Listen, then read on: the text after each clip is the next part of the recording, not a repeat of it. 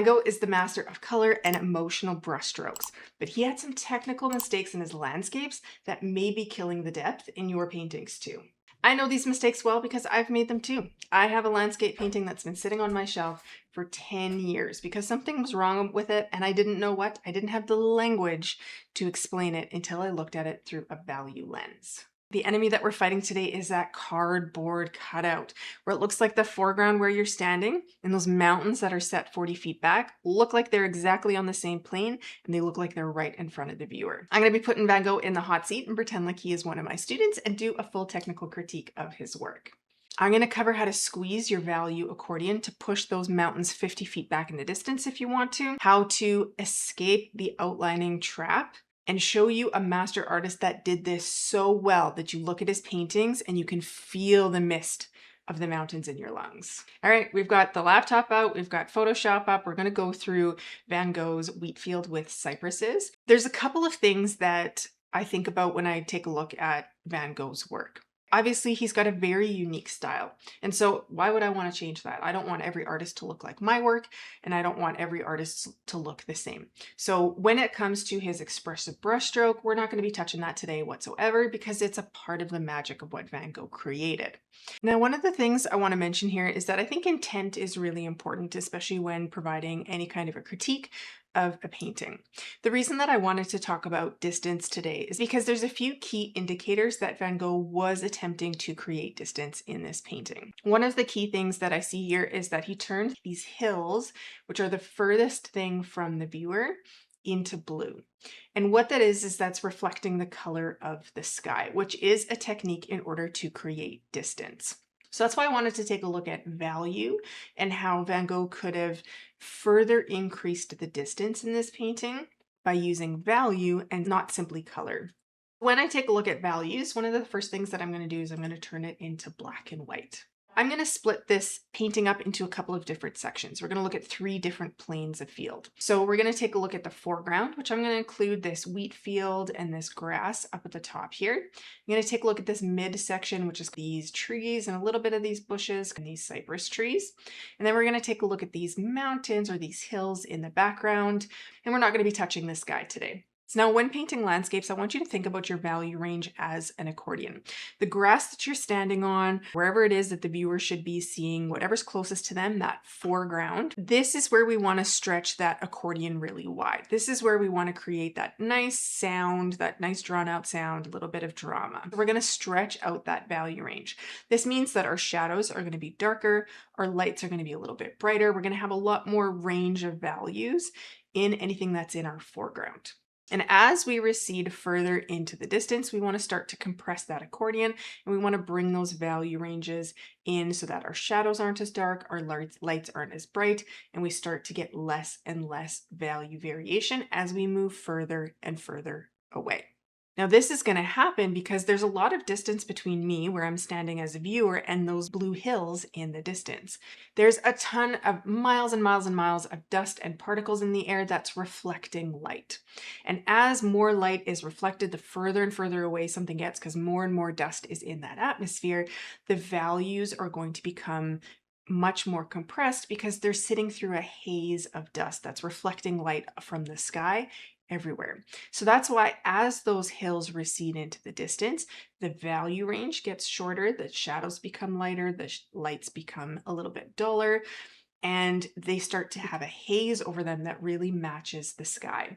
Now, the thing that I wanted to point out here was that some of these values got a little bit dark. When I pull out some of the darkest values, the darkest shadows that we've got here, which is going to be this circle here, and then I pulled out some of the brighter values that he used in here, and maybe even a little bit brighter in some of these highlights, this is where the value range sits for those blue hills. Now, this may be fine if everything in your foreground here is extended even further, right? If your shadows go even darker and your brights go even lighter, this may work in that scenario. However, when we take a look at what's happening in the middle ground here, and then what's happening in the foreground, you can see that our value ranges are a little bit confused. So let's go in here and let's lighten up those shadow values in the blue hills. Take a look at how that instantly pushes those hills further back into the distance. I'm going to toggle that back on and back off again. Notice how when we lighten up those values, it pushes those hills 40 miles out into the distance. It starts to feel a lot more connected to the sky. When we bring those values back, it starts to shorten them up and brings them a lot closer into the viewer. So in any objects that you have in that distance, if you've got mountains, hills, lakes, fields, whatever it is closer to that horizon line, compress your accordion. Shadows get lighter, your lights don't get as bright. And then in terms of color, you can do exactly what Van Gogh did here, and what he did well is to start to bring them closer and closer to the color of the sky. Even if you get that compression right in those furthest objects, there's an intellectual trap that's very easy to get into that's going to flatten your scene again really, really quickly. Now, Van Gogh used heavy, dark lines to separate this wheat field here from these hills. We've got it over here, we've got it up in here. And most artists are going to do this, and I've fallen into this thinking as well, because they're scared of those objects bleeding into each other. They need a way in order to create a bit of separation between that furthest wheat field and those green hills that are in front of it. But here's the problem. Outlines don't exist in nature, especially not on objects that are 40 miles away. These lines turn a vast field into what looks like a cardboard cutout. It tells the viewer that you're looking at a drawing and not a world that you could literally walk into. Now see what happens when I lighten these outlines in Photoshop to match the surrounding values.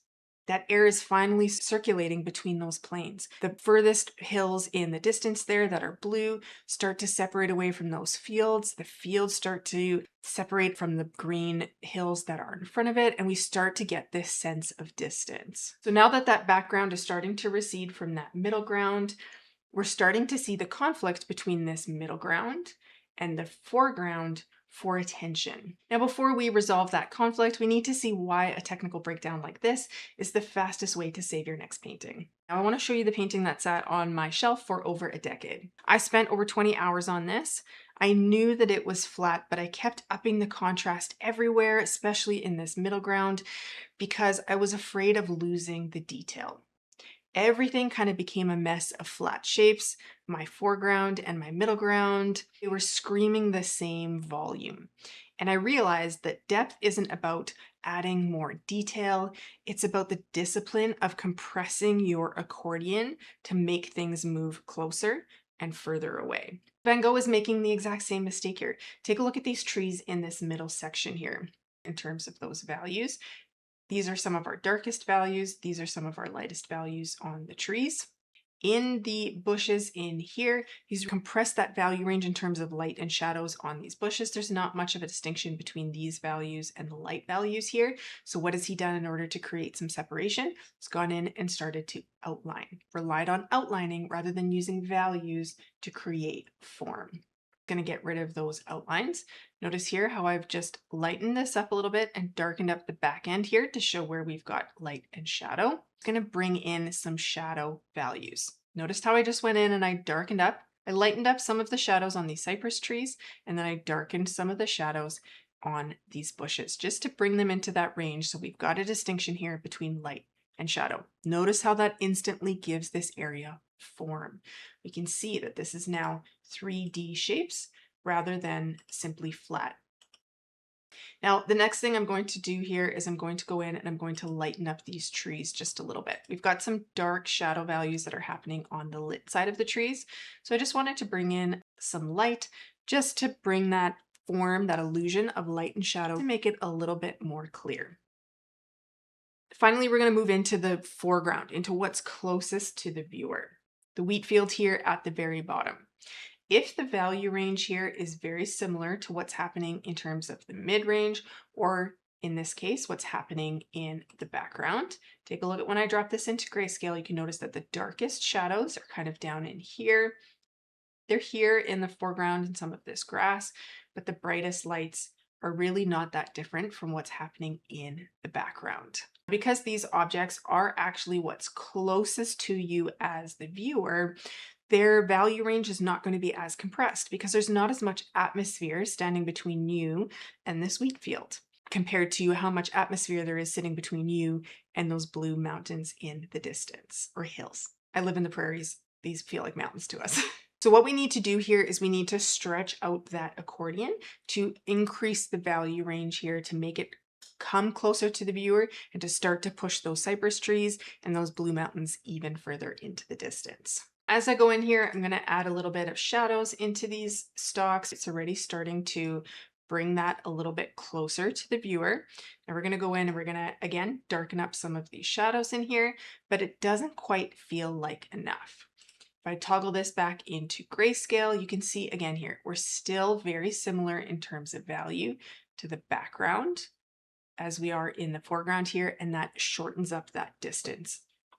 So we're going to continue to stretch that accordion. So now you can see we're starting to get a little bit closer, right? We've got these really dark shadows in here, lighter values up in here. And notice how that starts to bring the Wheatfield a whole lot closer to the viewer. Notice how as we stair step our way here, starts to bring that field in a lot closer to the viewer. I didn't want to push this any further because it started to really manipulate the way that this painting looked. And I didn't want to override the style or the look that Van Gogh had here. I simply wanted to show the way that you can manipulate a couple of values to really stretch the depth out in this painting. Before, after.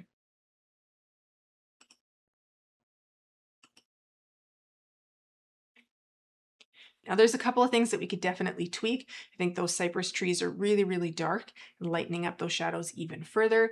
But as I started to do that in Photoshop, it really started to change the way that this painting looked. And I wanted to keep it still within the same style. So now we finally built the value scaffolding that's needed in order to create the depth here in this painting. Now it's hard to see the power that this has until you see a master artist that lived by these value constraints. Take a look at this painting by Bierstadt. See those furthest peaks.